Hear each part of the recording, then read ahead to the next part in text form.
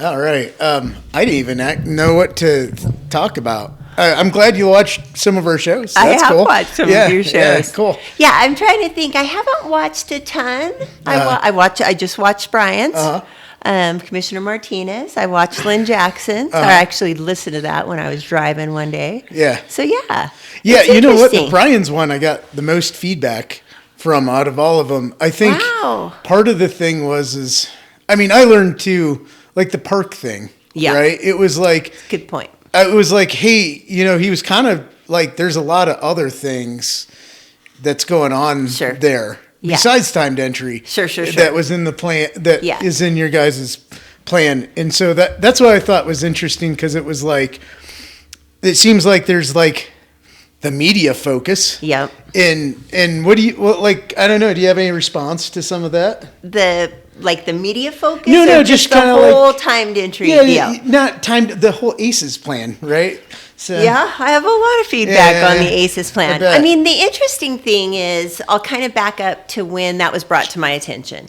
So Commissioner Martinez and myself are the liaisons to the agencies, right? Whether it's Forest Service, BLM, Park Service. Yeah. And he did mention it, I want to say maybe a week before that commission meeting. Yeah. And then he said, hey, and I'll send you a copy. And I'm like, great.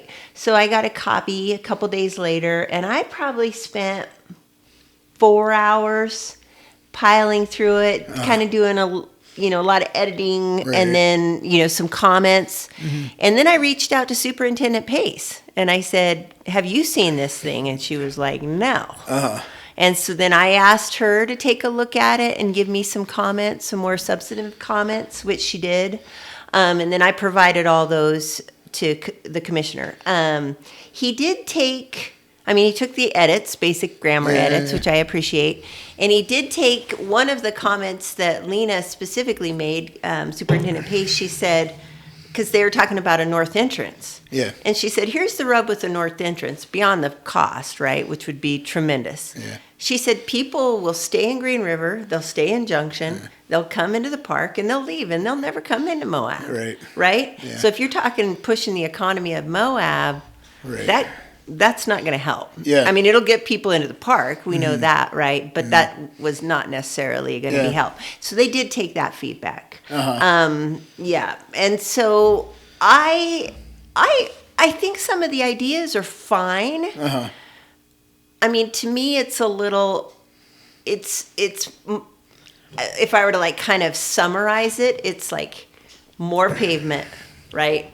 And I'm not saying access is bad, but there are, I think a lot of people that want those backcountry experiences. Yeah. They don't want the front country experience. Right. They don't necessarily want more. Yeah. Right? Yeah. And so that was kind of my general sense. I don't think it's a bad idea to come up with ideas. I think it's a bad idea to bypass the agencies that have to institute the ideas, which is what happened. Yeah. I think it's a bad idea to bypass stakeholders, in the community. Like, I think that product, if you would have put together a random, anybody who wanted to be involved, right? Random sampling and the agencies, I think you would have got a better product out of it. And obviously it had been in the works for a while, because right after that, we then went to the meeting up in Salt Lake, the December meeting that was, the secretive meeting. And that was presented, and it was presented in a very, professional manner. Right. So that being said, it had been worked on for quite some time. Yeah, like, where's that coming from? I have no idea. Oh, funny.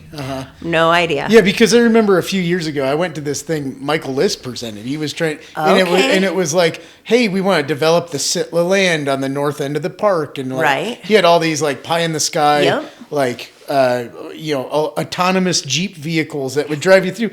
And some of it's like, I do agree with like the models are stale, and it's like.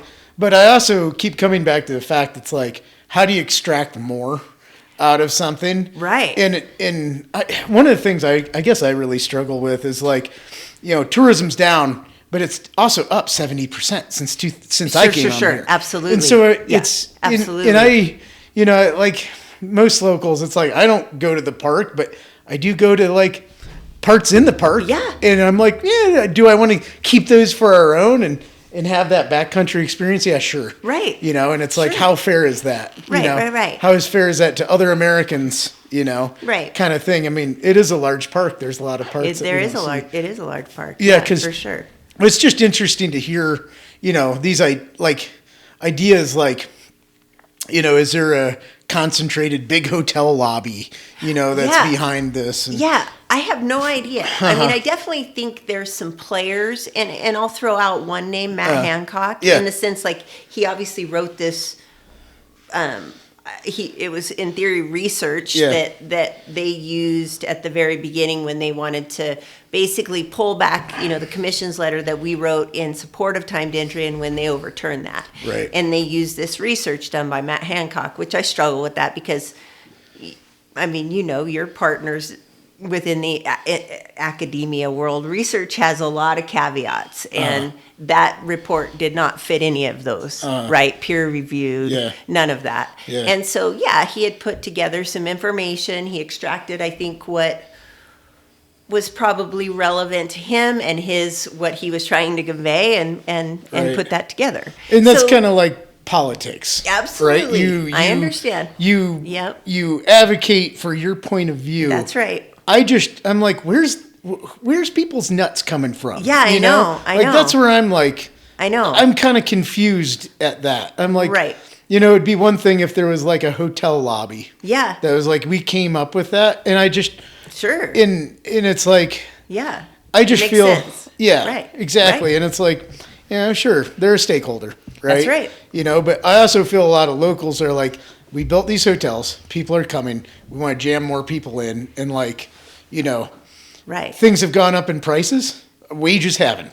Yeah, you know? absolutely. Like I was actually thinking, like when I first moved here, like wages they have improved. Right. You know, sure. And we have grown like a bit. You know, a lot of people have like, you know, like I was talking to my roommate who works for one of the bike shops, and it's like, man, it was definitely like you might got laid off in the winter, and now you don't, and it's like there has been a trickle down effect. To the things, but I keep coming down to this thing where it's like I think we're so blinded by like that trickle down theory, right? That I just see it's so pervasive, right? And that's where I'm just kind of like, oh, if the businesses are doing well, the Moab citizens are going to do well, right. And I'm like, yeah, that doesn't necessarily. No. Like pan out, right? You know, and so, right. You know, it's like like I just was reading Joette's letter, right? And I kind of was writing a not a rebuttal, but a critique of that, and it's like, you know, what is the government doing? Like it does a lot just inherently for business, sure, you know, and it's a hard push to do things for the citizens, right. Who are electing you. Yeah. So, you know, Tell me, what do you think, like, things that the county does and could do better? Oh, my gosh. There's endless stuff. I mean, you know more about housing than I do. I mean, honestly, you're on the housing task force. You've come to our housing subcommittees. I definitely think we could do more on housing, right? And I think we were moving in that direction. Now, people can complain about HDHO till the cows come home, right? But the reality is that was going to, provide ownership for individuals. At least at the time, it was going to be an 80-20 split, right? Now we've changed that split. But I think we can do those types of things. I mean, obviously, we can't change the price of gas. We can't change the price of groceries, right? But we could possibly produce some housing that is deed restricted, that is for the workforce, right? And I think that's the big thing that we can do, right? And right now, and I don't know how you feel, but I don't think we're doing anything. I mean, we're definitely pushing through housing developments, right? We're currently, in the Planning Commission, we're talking about this MFR 45. So, 45 units per acre, which is what, quadruple the density? Yeah, so not quite quadruple, but just for viewers to know, Cinema Court is 18 units per acre. Murphy Flats was what, upper 20s? No, I think it was around that 18 also. Really? I think so. I could be a little wrong on that, but you might, maybe, again, your knowledge of this is so, but those kind of density ideas. That's right. These are 5 stories. 5 stories, and there's a lot of restrictions about that and whatnot. But I guess my take on that, it kind of fits with this pattern of like, these are tax credits for mega corporations that are getting money. So instead of paying taxes, they're building housing. Great. Yep. But they are also a business of real estate development, which again, whatever. Right. But it is not locally owned. And that's my concern about it. It's like, yes, this is another, to me, when it's the right type of housing. And yes, we need a lot of low income housing. Right. But we also need like attainable. That's right. Ownership. Yep. Absolutely. Yeah. Anyway. And that's the thing you brought up in the planning commission. It's like, okay, so if we're going to look at this density, how do we provide ownership out of it, right? How do we carve that out of it? Mm-hmm. And the county really doesn't have much in place at this junction, now that HDHO is sunsetted, to be, providing those types of things. I mean, every single development that comes to us, they use the word affordable, right? Yeah. Every single one that comes. Oh, right. I'm gonna build affordable housing. It's like, what does that mean? Right. And you're not obligated to, obviously, and I doubt you're going to do it on your own accord. I hate to be rude, but you're probably not going to do it on your own accord, and you're right. So how do we twist this stuff, these LIHTC projects, right? And I also wonder with like these LIHTC projects. Yeah. I mean, we have people that come here for 3 months and are going to do a guide job. Right. And the LIHTC has paperwork. And I know that river guys are like allergic to paperwork. Right. And like we have that transient room. I'm like, did a bunch of developers come in here? We're like, sweet, we're going to do stuff. There's a need. And they didn't really understand. Like, I'm like, I know a lot of those guys are just like, you know what? I'll just live out of my car.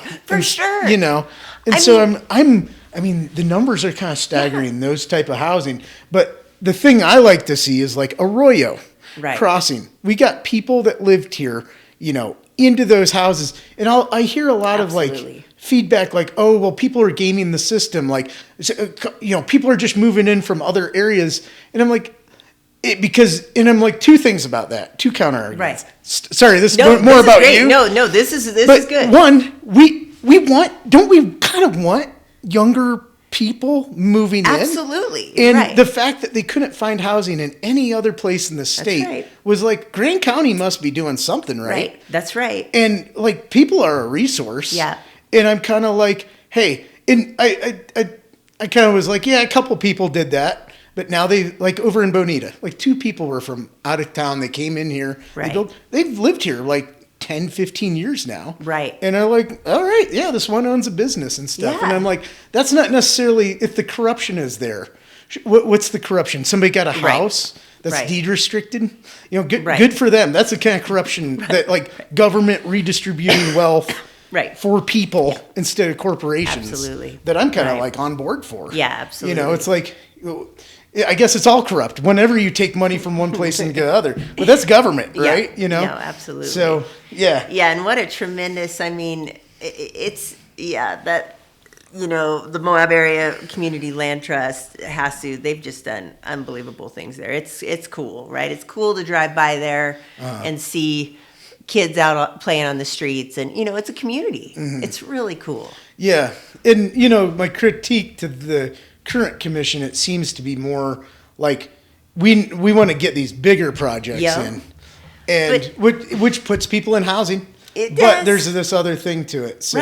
Right. And then we still don't have, as we funded that study to look at the housing pipeline and to go, okay, what kind of housing do we need? What's going on? Mm-hmm. What do we need? And that's still not come to fruition. So to me, to continue to like throw in the case of the county, we recently threw $200,000 at a project when it was like, why don't we wait for this study to see where we can maximize our dollars, right? And one of the things that you were at that meeting we talked about with Tony Mancuso was like, do we do down payment assistance? I would have rather seen that tenfold than throwing $200,000 at a monstrous developer, the Garn Group, which is their last development I read was $6.4 million. Right. I mean, do they really need a couple $100,000? They have access to capital. Right. They have access Down to capital. payment assistance seemed to be one of our primary things that we've said that is a hang up. Right. That we've identified. It's in that like we've already identified that as an issue. Yeah. So I mean, I can't imagine right now. I mean, I'll just be honest. Like, and if you let's say you take a really minor, let's say you take a $400,000, which in this town would be a steal, right? Yeah. And you had to do 20% down. That's huge. Oh yeah, I couldn't afford. I couldn't either. Yeah. I mean, I bought this house around $200,000, and I was like, "Ooh, the noose is tightening," and it like doubled in two. You know, it was like this time period that really went up. Yeah. And it's like, like take what people make. I know. You know, like two people, even if they were making $25 an hour, which would be like a good retail, tourism-facing job. Yeah. You know, like, oh, that's maybe $100,000 a year. And it's still like you're still cut out. Absolutely. It's huge. So, you know, I just think when we were having those discussions, that's where I'd like to see us go, right? More on, you know, boots on the ground, helping individuals. I thought that was, and I don't know if that was your idea or Tony's idea, I can't remember, but I thought that was a tremendous idea, right? And even if we only helped 10 people or 20 people. Yeah. Well, the idea is not dead. At the Housing Task Force today, I was like, I mean, okay, the Rural County Opportunity Grant. Right. It's like $600,000. Yeah. And I was like, kind of our idea was to start asking institutions in the county. Yeah. And I said, we need to get on this and present it as an option. Absolutely. And because you know, $600,000 may not be a lot, but that's a lot of down payment assistance. Right. You know. Right. So. Right. Absolutely. Yeah. Yeah. I was not very happy with that decision to hand away, you know, give away that $200,000. Yeah. That did not make me very happy. Clearly, it just is a different philosophy in the kind of county, and I've seen you kind of like, you know, as the new commission came in, there was a lot of like conflict and whatnot, and so you know but elections have consequences. Yeah. Right. So, right. You know. And that might be the interesting thing is this year we're going to see that, and maybe I'll come to realize like, oh, that is what the community wants. They want to keep moving in that direction, right? And I guess we'll see. Yeah. It's definitely not the direction I've wanted to go, but. Yeah, I mean, it's for me, because you're in the private industry, I'm institutionalized, right? I've worked for the public trust, whatever you want to call it, my entire life, right? I've been a school teacher my entire life. So it's feasible. I just don't have a firm grasp on, you know, truly the tourism economy, if you want to state that, or construction or whatever it might be, right? I mean, I have this peripheral idea of all of these industries, but it's not what I've, you know, it's not my shtick. It's not where I came from. So that's where Commissioner Martinez came from. And so he, you know, his opinion is valuable when it comes to that, for sure. He's lived it. He's managed it, you know. So.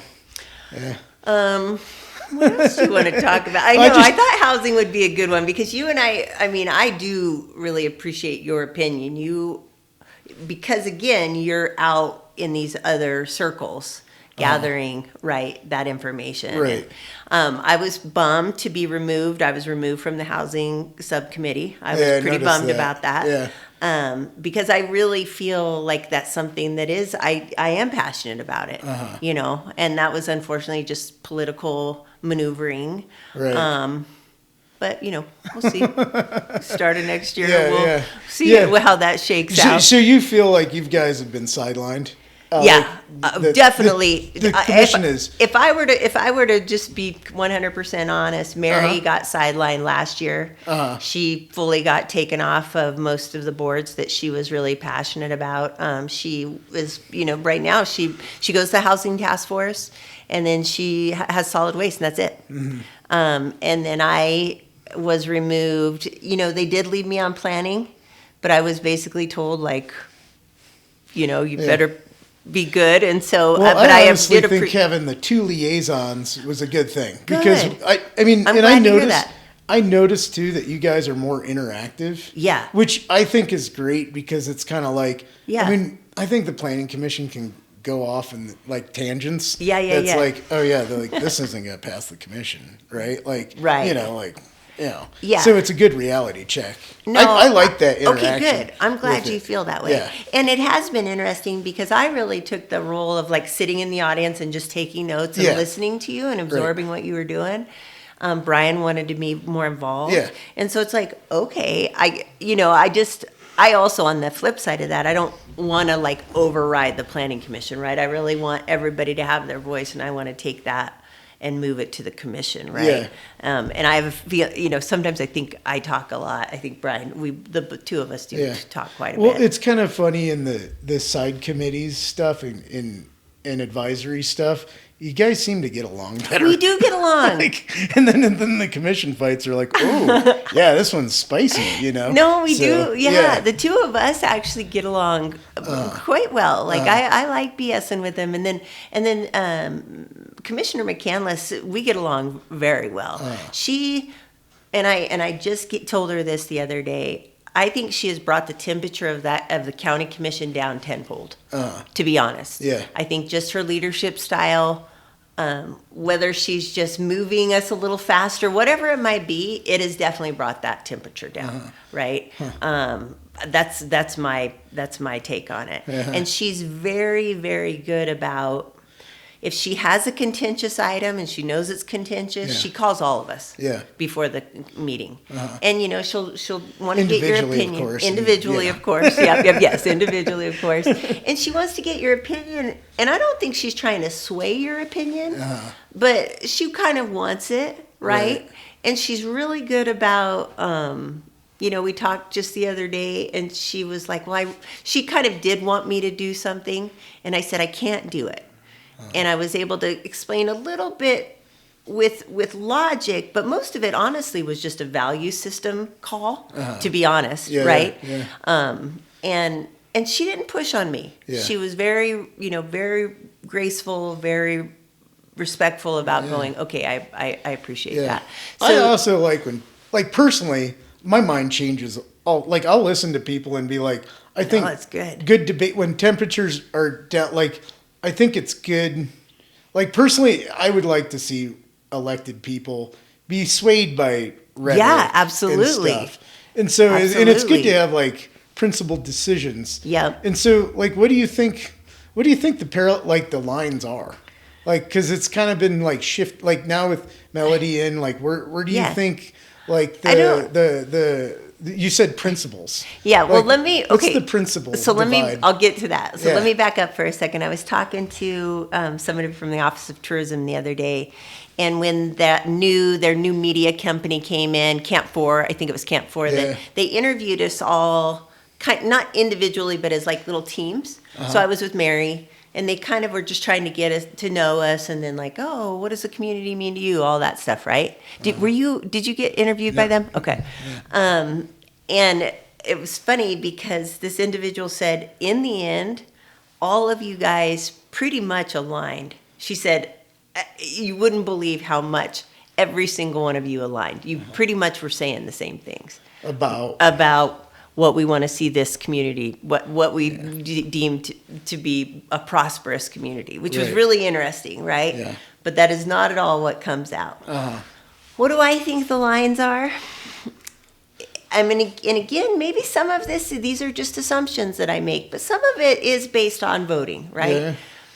I don't know. I'm, and I think you are too. I'm very concerned about water. I'm very concerned about water in this valley, right? Yeah. And I don't get that from some of those other commissioners. I think there is this general, it's all going to be okay, which I think actually sometimes comes from the state legislature. I hate to say this, but if we just keep praying, it'll all be okay. And it's I don't think that's going to be the case. Right. Right. The knowledge that I have, and you went to those water workshops, you've listened to a lot of experts, right? The knowledge that I have, and then recently I've actually been doing a little more research because I'm doing some research based on the research I did for my dissertation. Which was? My dissertation was kind of threefold, but the middle was about drought and how drought exacerbates conflict on the landscape, right? Mm-hmm. And so I kind of dove back into that. And I read a couple papers out of 25 that say this is no longer drought. It's just normal. This is normal. Yeah. Mm-hmm. This is what it's going to be. Mm-hmm. With the warming of the Pacific, this is what we're going to have. Yeah, we're going to have, little pulses of precipitation, right? Right. But this is what we're going to have to live with, yeah. right? So if Colorado River is now running 12 million acre feet, then we better figure out how to divide that up. Yeah. Right? Yeah. Instead of 15. Yeah. And just get there. So I think water to me is a big one. Development, right? I would like to be a little more discerning about our development because of water. Uh-huh. And I don't get that out of, I would say, the majority of the commission right now. They have literally passed every single rezone, everything that's come to them. There's not even been a blip of a discussion. It's just passing. Yeah. And I'm concerned about that. And some of it, I get this whole idea of private property rights. You have the right? Randy Day was saying that the other day in the Planning Commission. I have the right to develop my property. 100%. But you don't have the right to come and ask for a rezone that gives you quadruple the amount of development, right? That's that. Now you're asking for a privilege. Now you're asking for a favor from the county. Yeah. So I think that's a principal dividing line. Uh-huh. Oh, God, those are probably, honestly, some of the bigger things. Budget, I can state that, and it's funny because I never really considered myself super fiscally conservative. Uh-huh. Because to be honest, we had managers in the county that were managing the budget very well. Yeah. And I'll use Chris Barrett. I think Chris Barrett did. 2 minutes. Okay. Want to just reset it? Yep. I'll finish up with this fiscal stuff. Yeah. Thing, yeah. Are you ready? Yeah. Okay. I was, to be honest, I came in under Chris Baird, and I think Chris was tremendously fiscally responsible. I didn't even realize it at the time, right? But he would just not have allowed some of the expenditures that we've fallen into, and Mallory Nassau is the same way, right? Some of that stuff never would have made it through those two. They wouldn't have allowed it. So I've come to realize, I think there's a divide in fiscal conservatism, and I think, to be honest, whether it's the three of us, Mary, Jacques, and I think we're a little more fiscally conservative, and I understand. Mel said this to me just the other day. I can't remember what we were talking about, but she's like, we have a lot of money. And I to her, it does seem like we have a lot of money. We do have this fairly healthy reserve. Yep. But when you're spending last year $1.8 million over budget, this year we're already probably $500,000 over budget. Mm-hmm. We came in like $350,000. We're probably now $500,000 over budget. The reality is that. $10 million in reserves goes pretty quickly. Yeah. And then $5 million of that, I should say, and this was made very clear. Bill made this very clear. It wasn't like we saved all that money, right? $5 million of it was like COVID hangover. Right. But the reality is we didn't spend it, right? Chris didn't spend it. Yeah. And so I'm concerned. I'm concerned about our budget. I'm really concerned about our budget. Yeah. Were you a commissioner during COVID? I started in 2020. Yeah. So yeah. Right. Yeah. Right. Yeah. So yeah. You could just see. It was so long ago now. It's just there was a general. I feel like, and I wasn't really too involved, but oh my God, the faucet turned off. Yeah. Yes. And I think being in a tourism economy. Yeah. Is it's risky. It's a harsh mistress. Yeah. And that's the point. You made this earlier. Is this idea of growth, right? And this exponential growth. And Chris Baird used to say that all the time. He'd show us these graphs. He'd have kind of the heartbeat, but then this kind of trend line going, here we are, right? Mm-hmm. And we knew that COVID was an outlier and post-COVID was an outlier. Mm-hmm. So the fact that they wanted that trend to continue, it's just it's an outlier. It's that's statistics. Right. And I'm not saying, and then the other thing Chris used to say all the time is you can't have, growth should be minuscule, right? Every single year she had this minuscule growth, right? And so to expect 5, 10, 15% growth trends, it's just not sustainable. I feel like there's like an entitlement to that. Yeah. Like that's what the expectation. And it's like, well, where does it stop? Right. And maybe it doesn't. But what I'm getting at is, it becomes a self-licking ice cream cone. Yeah. I sometimes see with government, it needs more money to make more money, to use more money. Yeah. And it's like, well, what are we doing here? And like making money, or I kind of view it as like growth as a redistribution of wealth. Right. Because it makes like, there's this idea of capitalism where it's like, as long as you're growing, you're feeding the bottom part, but that money is going towards the top. Right. And we see that so much here. Like, part of our problem is like how much, this is one of the things that I kind of wanted to ask you about is like money comes in and money leaves. Yeah. And certain people get it. Some people get more of it. And where's it trickle? Like, where's it trickle down and where's it flow to? Yeah. And I feel like that's where I would say some of the dividing lines, which I see on like economic development, it's like, give it to businesses, right? And it's like, oh, the businesses will pay more. And it's like, right.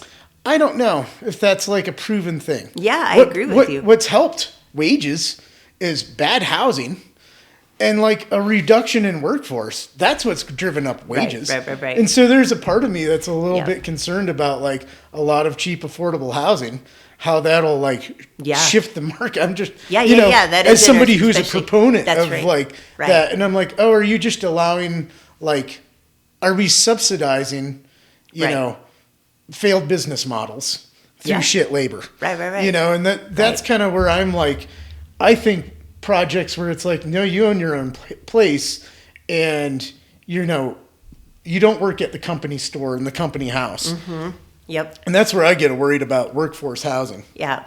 Right. Right. Yeah. So, and at the same time, people, businesses have an abundant, labor force, but that's like almost an attack. That's why I guess my theories on like housing can kind of be nuanced. Yeah, it's like, you do have people are like, oh, we're mission accomplished. We built all this housing. Yep. We don't need to fund it anymore. And I'm like, well, we might have got a certain type of housing that funds something that you might not necessarily like seeing. Right. And so like, I also think maybe that's a split line in the in the commission. Yeah. There's definitely some splits. And then I shouldn't say it's like a firm line 4-3. I just don't think that's the case, right? I mean, there are a lot of times. I mean, we were laughing the other night because Bill and Mary voted together on something. We're like, that was an interesting one, right? Exactly. It's not that firm, but definitely definitely seems to be some splits. I saw in that meeting too. I want to ask you about the nuclear thing going on.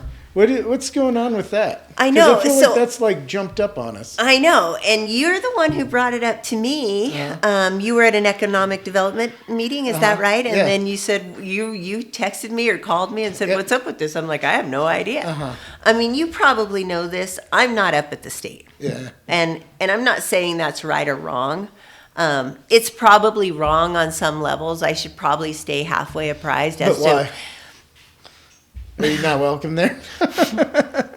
It's not super welcoming. I've gone up a few times. It's not super welcoming. I think if you are, a staunch Republican, it's a lot more comfortable for you to be up there, right? And I shouldn't say that. Like our representatives, I was just talking with my assistant about our representatives today. I've met with Monson multiple times while he was running, which I really appreciated. And I'll state this. I'm going to take a dig at Lynn here for just a second. And I'm not going to dig hard on him.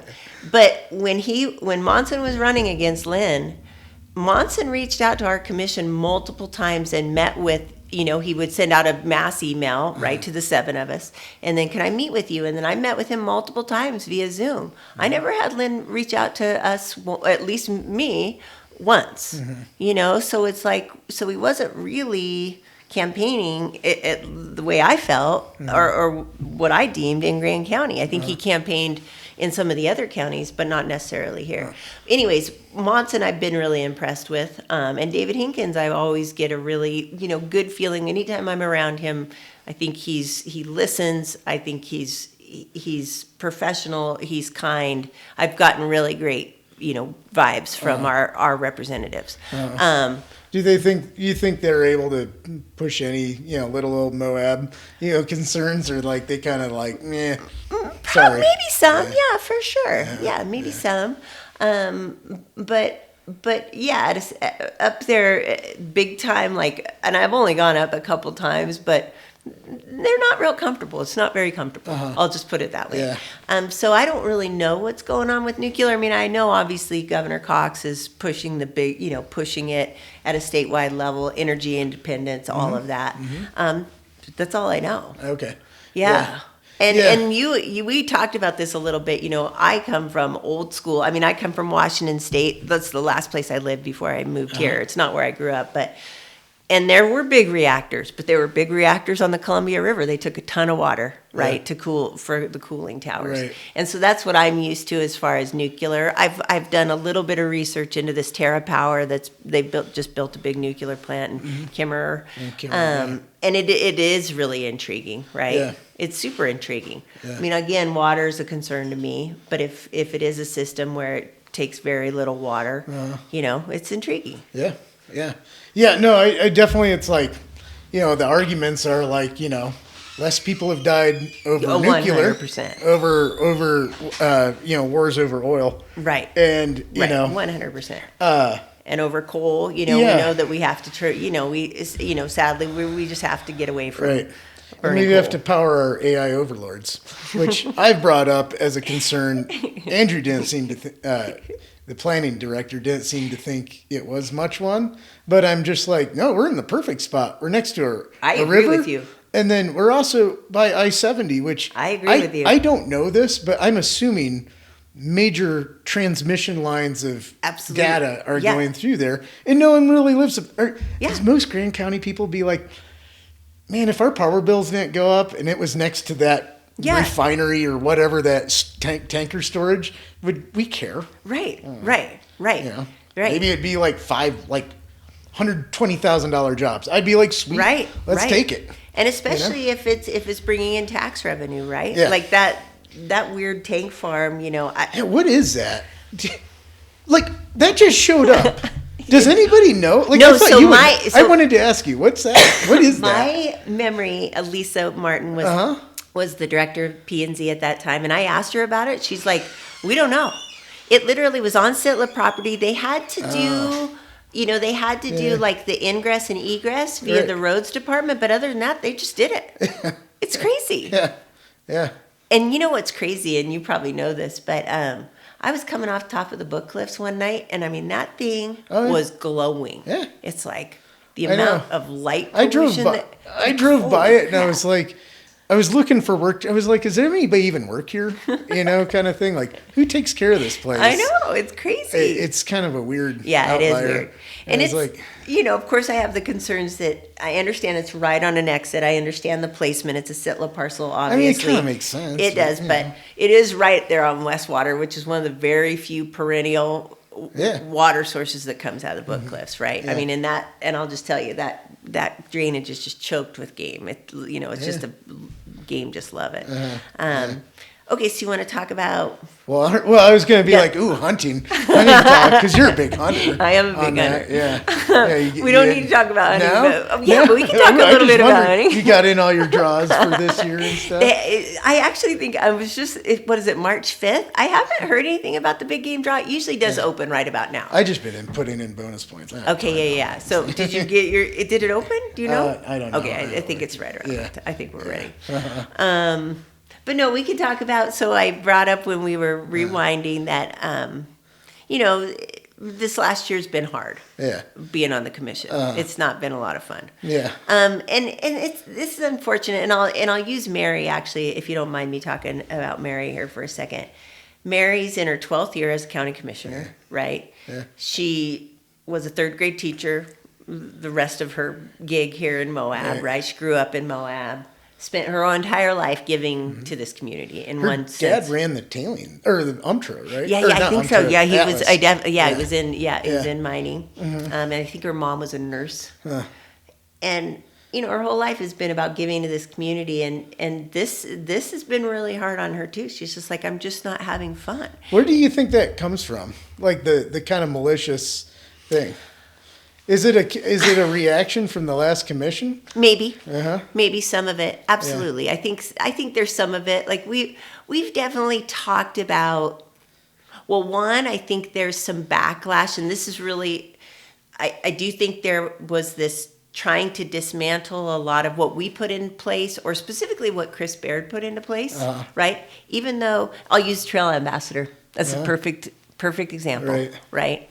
It was like, there's no rhyme, no reason to get rid of that program, in my mind. I mean, the funny thing is right now, literally I was in a meeting the other day in this outdoor rec subcommittee, and they used the term responsible recreation. It's like, right. I mean, we're starting to like double back to it.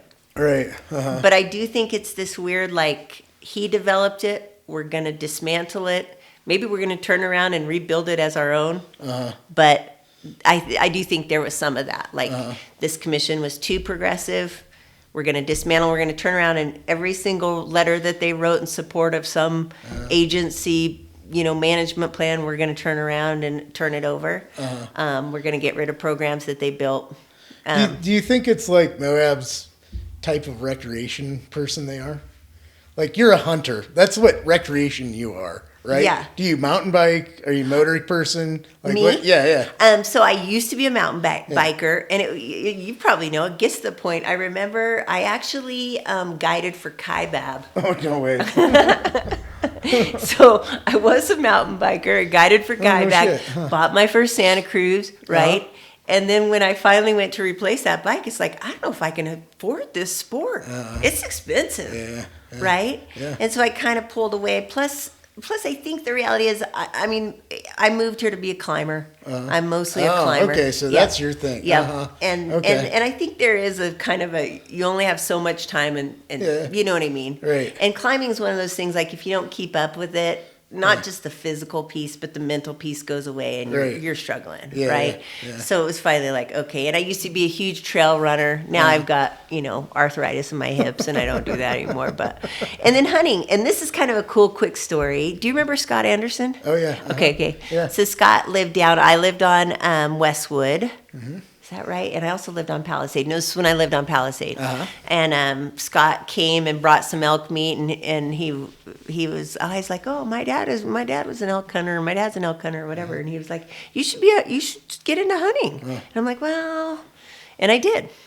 Which is cool. So I didn't become a hunter until I got here. I'm kind of from that. I'm redneck upbringing. I am from redneck upbringing, but I was also from that era where I was a girl, right? So my dad took my brothers, right? So I didn't get to go hunting with Dad. No. That's funny. It seems like in the hunting world, it's like really been into equal access. Yeah. I would say definitely now, for sure. We ate, we lived on a big corn and soybean farm. Yeah. I don't think I ever ate a deer that wasn't shot from like a window. I know. In Ohio, hunting is like, why would you do that? Yeah. Like, you just shoot them when they're in your corn patch. So I have a question for you. So you said it was like 100 acres, is that right? So my grandparents had a big corn and soybean operation. We lived down the road. My mom's never lived more than 2 miles from home, and only lived in like 3 separate houses her whole life. That's amazing. And so I grew up with my cousins, my uncles, farmed with my grandfather, and they had like farming land kind of all around. And then, my dad was the city guy, and he thought he bought, he had 14 acres, a gentleman, kind of thing. Cool. And so, but we've definitely there's still a cornfield, we're surrounded by cornfields, and that's kind of how I grew up. And then when I worked in agriculture for a while until I didn't. That's cool. Yeah. And then with that, are you allowed to just, how do I say this? Like with ag depredation here, you are allowed, you're given a certain amount of tags, or back there, it's just like you can kill. I can go to Ohio. Okay. And hunt on family property without pulling a permit and get up to 6. And they encourage you to test them for chronic wasting. Yeah, right. 6. Like when I came here, I was like, what's this tag system? Like I gotta get a tag for a deer? Once every couple of years. Like my grandfather would pull they live next to a big park. It's a kind of ecologically interesting area. It's called an oak savanna. Yeah. And so there's a metro park that's big for there. It's like 8,000 acres. And they live next to that. And so the deer loved it. They'd just go in the park and then go over and eat your corn.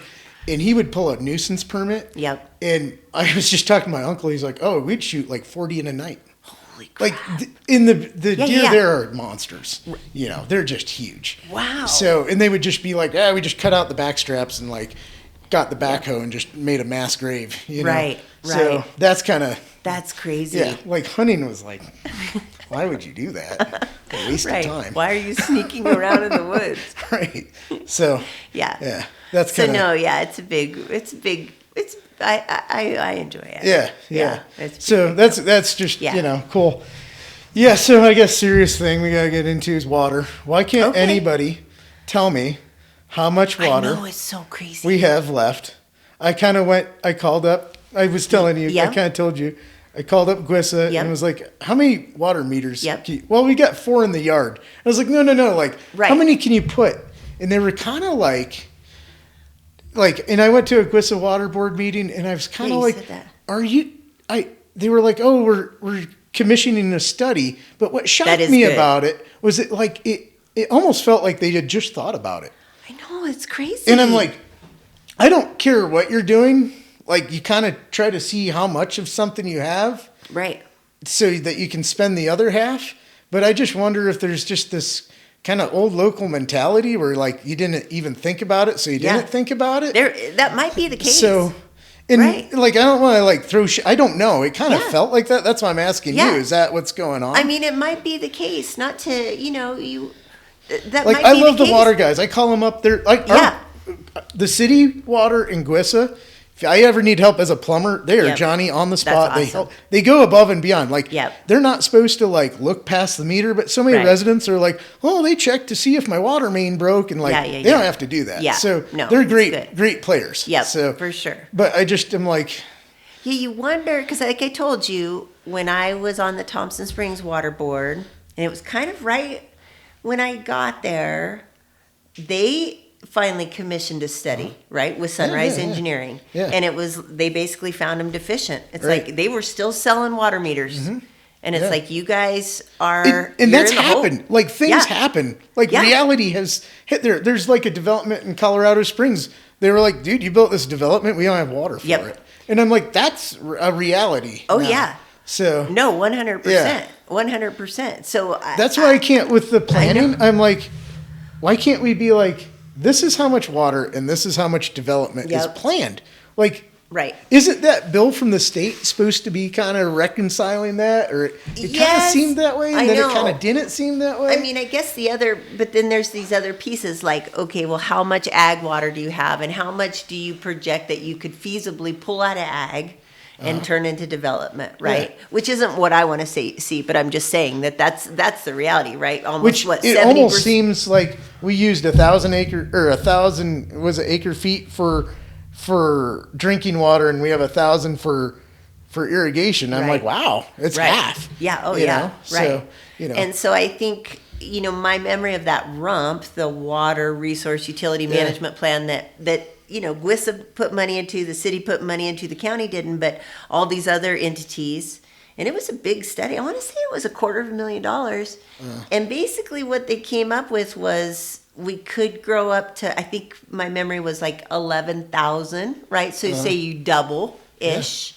But then the curveball is we have a lot of people that are here that don't live here. Right. There is and that. I don't think we really even know. Right. No. Right? Like I just was at a guy's house and it's like, it's his second home, but he's here 5 months a year. Sure. Is he getting counted? I don't know. I would assume so. Yeah, I mean, I would assume it's one through connection, what? Through a right? census or no? I would assume water rights. So those like water WISA, rights. He just has a water meter. Well, I know, but meaning Division of Water Rights. So like WISA or the San Juan Spanish Valley Special Service District, they have to turn in right these reports every year, right? Like, okay, we now have used this many water rights because blah blah blah. So I would assume.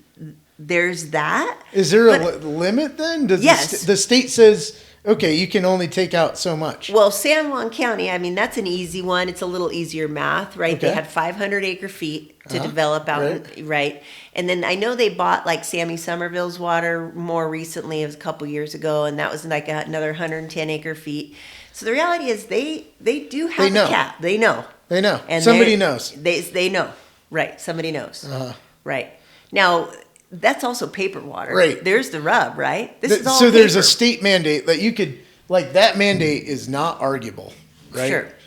Yep. Like, even if it's wrong. That's right. That's the problem. There is paper water. You're right. And so does the state address the wrongness that could exist? Or is that kind of up to us? Or they will address it if you get to the point. I know that the big one that's very obvious, which it doesn't seem like it, is Cedar City. Cedar City overallotted their water rights, right? And so now they're having to do some things to remedy that, and a big one is capturing runoff, right? They've built all these big retention ponds. They're trying to recharge the aquifer. But the reality is like the building goes on in Cedar. Yeah. Every time you drive through there, it's nuts. Yeah. So I still don't get it, right? It's like if you guys are now deficient as far as the state has told you, you're tapped out. They're still building. Really, that's so. It's like so. What is really the? I'm just worried for us. Like, I agree. So, like, when you hit that, I guess do you just now we just deal with it being messed up? Well, and there's the what do they call it? Hardening, right? Like you build this infrastructure. And what happens if it goes belly up? What happens if we run out of water? So you just have these. You just abandon developments, houses. Don't flush for number one, kind of thing, like which isn't going to save it, right? Right. So, it could get real. Yeah, it could get real. That's why it's like it is important. Whether it's GWISA having Sunrise Engineering, whether it's us doing this water modeling. I mean, I think at least the water modeling, the stuff that UGS is doing, will at least give us a picture. I mean, it's obviously it's modeling. So it's not, we don't know exactly what that aquifer looks like, but it'll give us some picture as to what it could look like. And then, so you seem to be like the one person kind of blowing the whistle on that. Is that, are you like the lone voice in the wilderness? No, I think there's others that agree, but I don't think they want to stop development. Right. And I'm not saying, I mean, I don't want to stop development either. I want you to have a job. I want my friend Harold to have a job. But I think we need to be very cautious about what we're doing. And just like what you said, I'd rather see you have a job and Harold have a job than that massive thing that's going up and a bunch of guys got work from out of town, and more power to them. But I'd rather have this slow, sustained development. Talk about economic leakage. Like the fact that, I mean, just all that money is going somewhere, out, Right. And, like Moab can't handle that kind of stuff, but it's because there's so much of it going on. Right. There's so much of it. Right. Right. I'd rather just have a slow trickle of development, keep contractors fluid, and but you can't restrict the market. I know. I get the holy market. Right? I know. Okay, how are we doing? We can just reset. Okay. Well, okay.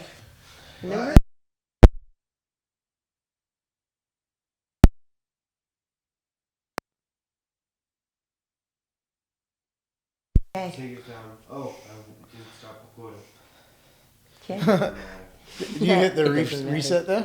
We're good? Yeah, now So, like, I thought it was interesting, like, Brian kind of fleshed out, like, some of his projects. What's some of the projects maybe being covered right now, or what's kind of stuff? I mean, to be honest, and I'm going to be 100% honest. I came into this year prepared to just be in defense mode, and that's where we're at. I mean, to be honest, I'm not trying to get anything done. I mean, I just got a minor, tiny thing done because I got some money to finish my archery range, right? Yeah, right. But other than that, it's like I wouldn't get anything past the commission. That's just to be 100% honest. Right. At the beginning of the year, I was kind of writing some stuff in defense of public lands. I mean, I'm quite concerned about public lands, that would go to our federal representatives, and one made it through. And then after that, it was like, okay, the gig is up, and they just shut me down. Right. So to be honest, like that's where I'm at. Yeah. I'm just trying to kind of, I am really, like I said, trying to stay in the budget mode and like kind of tracking that really closely. So focusing more on budget. Trying to focus on budget. And especially it'll be interesting. This year will be interesting. We might be able to like at least kind of hopefully just not do what we did last year where it was just this unfettered spending. Hopefully kind of pull those reins and at least stay somewhat static. Yeah. And then hopefully, going into the budget season, which starts in like September, try to come up with ways, because the reality is like we were not only within budget, but we were saving money, right? We were chunking money away in, we had put $100,000 into a housing, a little housing pool. We were chunking money away in these various accounts, and we're not doing any of that right now, right? Including like flood mitigation, which is a problem. Chris Baird was putting $400,000 a year into flood mitigation. It's like we got to get back to where we're not only in the black, but we're also saving a little bit of money for rainy days. So yeah. So that's kind of taking the back seat. I'm definitely taking the back seat, and I feel that doesn't feel good, but it is what it is. Yeah, you gotta find the leverage. I guess budget's always a good leverage spot. Yeah. Right. Yeah, for sure. Yeah, for sure. That's kind of funny. Yeah. So it doesn't. Like I said, it doesn't feel great, but I've talked to Steven Stocks a lot, and we talk quite a bit. And the one thing that he said is even if it was just one thing a year that we're working on, but it would be really great to have some focus, right? And I don't feel like we have any focus right now. And I'm not saying that in the past we had this, I think the city's really good about having their little retreat and they have their goals for the year. We don't have that going on. So I would like to see that going into next year, like, okay, let's find one or two or three things that we're going to focus on, right? Yeah. Maybe it's the multi-use pathway. I don't care if it's just a couple little things, like we want to get this done, right? Have some wins. Yeah. Right. And Mel's super driven in that. She wants to get stuff done, right? And so I think if we chose a couple things like this, our goal this year, that'd be nice. Yeah.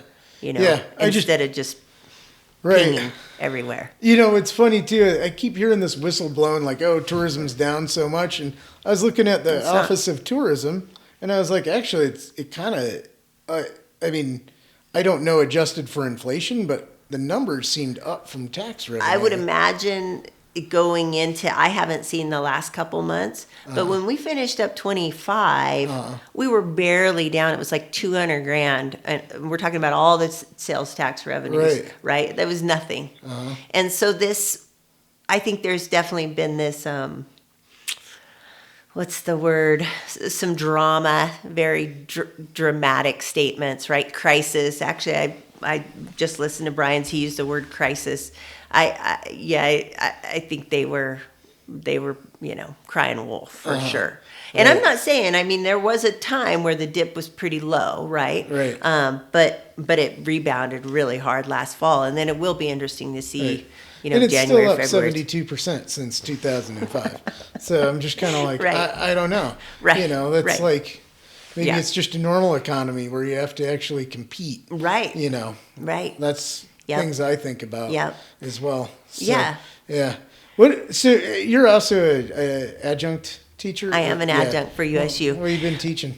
So I teach, I know this is funny. It's within Environment Society, which I do wonder if the state legislature, because they're definitely picking on higher ed, right? And they're definitely picking on higher ed that's kind of fluffy higher ed, right? And so I worry about programs such as mine, but so you're doing gender studies in the woods? I'm not doing basket weaving in the woods, but I do. My class specifically talks about natural resource management, but the stakeholders involved in that, right? You can't just make management decisions. You can't just say, okay, I'm a wildlife manager. We have too many wolves. We're gonna go take down 20 wolves to bring this population. It's like that's just not the reality, right? So I hear you saying there's almost this anti-kickback to government doing things, where it's like, well, effective government is doing things correctly, whatever that means, and it's like getting people involved. Right. Yeah. Absolutely. That's what I see 100%. a lot of like a conservative backlash against that. And I'm like, yeah, but like it's funny, you talk about conservation. I mean, let's think about Nixon creating absolutely. Right. And Clean Water Act. So I'm like, Clean Air I don't get why necessarily, and I've talked to younger conservatives and they seem more environmentalists. Yeah. I just the younger kids growing up, some of the ones I know, and I was like, oh, that's interesting. But anyway, so you're trying to like. Yeah, it's just basically saying management isn't that easy, right? We can't just manage. Like I said, we can't just manage wildlife based on biology. Yeah. You have to have all these different stakeholders come to the table. And you see it, you're on all these different boards. It feels good, maybe not always to you, but you are a part of, we're making decisions, right? You're a part of that system. Well, I often wonder if taking that back, like, is because your opinions are unpopular. It's like you don't want to listen because, like, you're trying to retain power without input. Right. And I see that happen. Absolutely. So absolutely, it's happening. Yeah. So that's what I do on the side. I love it. It's online, so it's pretty fluid. I mean, I really try to engage with my students so they know there's somebody behind the screen. It's not just like right. But do the IVC thing? Is that what it is? No, I have in the past, but I don't. It's so online. It's just pure online. How many Moab students do you have, or is it? I have no Moab students right now, but I've always had one-ish or two in those classes, which is kind of cool, right, to run into them. But when people come to town, like I actually went hiking with one of my students not very long ago. She's like, I'm coming to town. Do you want to go for a hike? So it's really cool. Yeah. I love it. Yeah. It's super, you know what I mean? I get to make curriculum. I get to follow trend. Like, this week we're actually talking about water management, and to be honest, like we have two big problems in the state, right? We have the Great Salt Lake. Well, I mean, you know what I mean. As far as water systems, holistic water management, we have the Great Salt Lake, which is in dire straits, and then we have the Colorado River in dire straits. So it was like, oh, maybe I really should switch to the Great Salt Lake at a certain point, because I've kind of concentrated on the Colorado, and that's probably because I live here, but.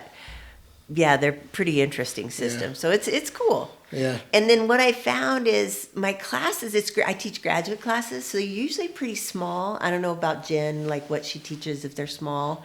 But these classes are getting huge. And what I've heard is, because the state legislature's hacking on higher ed, well, they're not having competing programs. Right. And so they're definitely, they're washing out a lot of classes and stuff. So some of my, a class like mine that is it's an elective, right? So they're just getting filled up. I mean, I got a bunch of like landscape architects in that class, which I feel kind of bad because we're talking about wolf management, but oh well. Yeah. Whatever. Yeah, you gotta check the box. Right, check the box. I often find that USU is misunderstood here in its function. Like people are like, oh, they're building dorms, and it's like, no, they're not building dorms.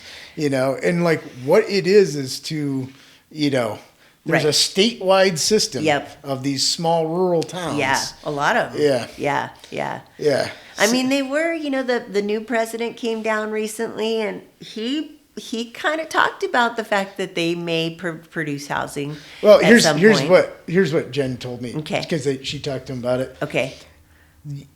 They can become a residential campus, but they cannot ask the state, and the legislature. Wow. Okay. And they're going to have to, and they cannot ask USU.